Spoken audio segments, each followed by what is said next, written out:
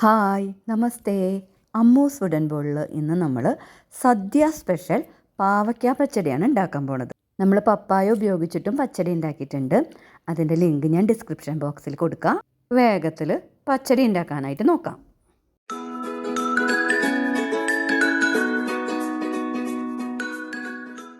പാവയ്ക്ക പച്ചടി ഉണ്ടാക്കാനായിട്ട് ഒരു പാവയ്ക്ക എടുത്തിട്ട് അതിലെ കുരു കളഞ്ഞിട്ട് ചെറിയ കഷ്ണങ്ങളാക്കി നുറുക്കി 2-3 പ്രാവശ്യം കഴുകിയതിന് ശേഷം നമുക്കത് വെള്ളം വാർത്തിട്ട് വെക്കാം.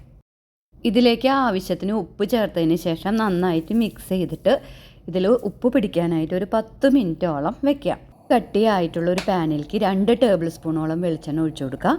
വെളിച്ചെണ്ണ ചൂടായിട്ട് വരുമ്പോൾ നമ്മൾ നേരത്തെ ഉപ്പ് പരത്തി വെച്ചിരിക്കുന്ന പാവയ്ക്ക ഇട്ട് കൊടുക്കാം. ഈ ഒരു മീഡിയം ഫ്ലെയിമിലിട്ടിട്ട് ഈ പാവയ്ക്കാരൊക്കെ നിറം മാറിയിട്ട് ഒരു ഗോൾഡൻ ബ്രൗൺ കളർ ആവണത് വരെ നമുക്ക് ഇളക്കി കൊടുത്തുകൊണ്ടിരിക്കാം. ചെണ്ണയൊക്കെ കുറച്ച് ഉപയോഗിക്കണവരാണെങ്കിൽ നിങ്ങളിതിങ്ങനെ ഫ്രൈ ചെയ്തെടുക്കണ്ട, വെള്ളം ഒഴിച്ചിട്ട് നമുക്കിത് വേവിച്ചെടുക്കാം. പക്ഷേ കൂടുതൽ ടേസ്റ്റ് നമുക്ക് ഈ ഫ്രൈ ചെയ്തിട്ട് എടുക്കണ പച്ചടി തന്നെയാണ്. ഇപ്പോൾ അതാ നമ്മുടെ പാവയ്ക്കാര കളറൊക്കെ മാറിയിട്ടുണ്ട്. ഏകദേശം ഒരു ഗോൾഡൻ ബ്രൗൺ കളറായി തുടങ്ങിയിട്ടുണ്ട്. പാവയ്ക്ക ഫ്രൈ ചെയ്തതിന് ശേഷം ബാക്കിയുള്ള വെളിച്ചെണ്ണ നമുക്ക് വേറൊരു പാത്രത്തിലേക്ക് മാറ്റി വയ്ക്കാം. അത് നമുക്കിത് അവസാനം വറുത്തെടുക്കാനായിട്ട് എടുക്കാം. അതിനായിട്ട് ഫ്ലെയിം ഓഫ് ചെയ്തതിന് മുമ്പ് പാൻ ഒന്ന് ചെരിച്ച് പിടിച്ച് കഴിഞ്ഞാൽ വെളിച്ചെണ്ണ മുഴുവൻ അടിയിലേക്ക് ഊർന്ന് വരും. ആ വെളിച്ചെണ്ണ നമുക്ക് മാറ്റി വയ്ക്കാം.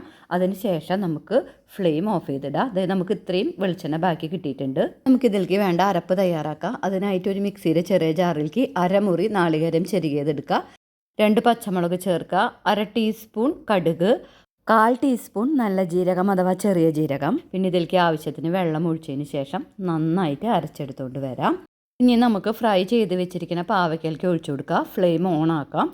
അതിനുശേഷം മിക്സിയുടെ ജാറിലേക്ക് കുറച്ചുകൂടെ വെള്ളം ഒഴിച്ചിട്ട് അതുകൂടെ ഒന്ന് കഴുകി ഇതിലേക്ക് ഒഴിച്ചു കൊടുക്കുക. ആവശ്യത്തിന് ഉപ്പ് ചേർത്തതിന് ശേഷം നന്നായിട്ട് മിക്സ് ചെയ്തിട്ട് കൊടുക്കുക.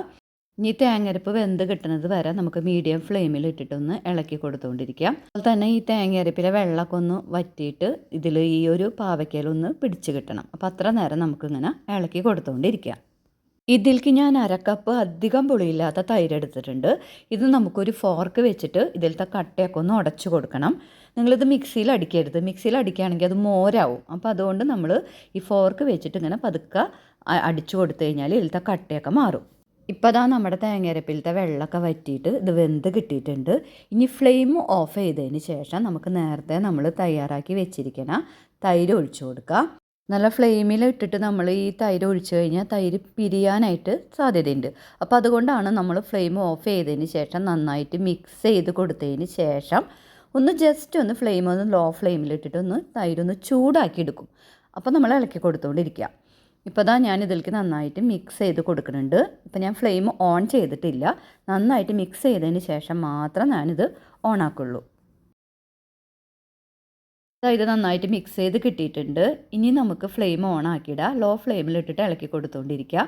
ടേസ്റ്റ് ബാലൻസിനായിട്ട് 1/4 ടീസ്പൂണോളം പഞ്ചസാര ഞാനിതിൽ ചേർക്കുന്നുണ്ട്. ഇപ്പോൾ ദേ തൈര് ഏകദേശം ചൂടായി കിട്ടിയിട്ടുണ്ട്. ഇനി നമുക്ക് ഫ്ലെയിം ഓഫ് ചെയ്തിടാം.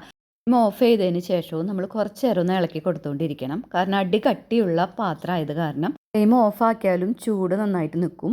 അപ്പോൾ നമ്മുടെ തൈര് പിരിയാനായിട്ട് സാധ്യതയുണ്ട്. ഇതൊരു സെർവിങ് ബൗളിലേക്ക് മാറ്റാം. ഇനി നമുക്ക് ഇതിലേക്ക് വറുത്തിടാം. ഇതിലേക്ക് ഞാൻ 1 ടേബിൾ സ്പൂണോളം വെളിച്ചെണ്ണ ഒഴിച്ചിട്ടുണ്ട്. വെളിച്ചെണ്ണ ചൂടായിട്ട് വരുമ്പോൾ 1 ടീസ്പൂൺ കടുക് ഇട്ട് കൊടുക്കുക. കടുക് പൊട്ടി വരുമ്പോൾ 2 വറ്റൽമുളകും ആവശ്യത്തിന് കറിവേപ്പിലയും ചേർത്തതിന് ശേഷം നന്നായിട്ട് ഇളക്കി കൊടുക്കുക.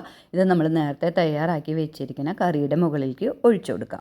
അപ്പോൾ നല്ല ടേസ്റ്റി ആയിട്ടുള്ള സദ്യ സ്പെഷ്യൽ പാവയ്ക്ക പച്ചടി ഇവിടെ തയ്യാറായിട്ടുണ്ട്.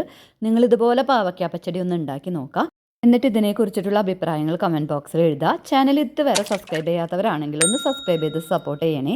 അപ്പോൾ ഒരു ബെല്ലൈക്കൺ വരും. അതിൽ ഓൾ എന്ന് പറഞ്ഞ ഓപ്ഷൻ വേണം പ്രസ് ചെയ്യാനായിട്ട്. എന്നാൽ മാത്രമേ ഫ്യൂച്ചറിൽ ഞാൻ വീഡിയോസ് അപ്ലോഡ് ചെയ്യുമ്പോൾ വേഗത്തിൽ നിങ്ങൾക്ക് നോട്ടിഫിക്കേഷൻ ലഭിക്കുകയുള്ളൂ. ലൈക്ക് ചെയ്യുക, ഷെയർ ചെയ്യുക, കമൻറ്റ് ചെയ്യുക. അപ്പോൾ ഇനി നെക്സ്റ്റ് വീഡിയോയിൽ പുതിയ റെസിപ്പി ആയിട്ട് കാണുന്നത് വരെ എല്ലാവർക്കും ബൈ. Thank you.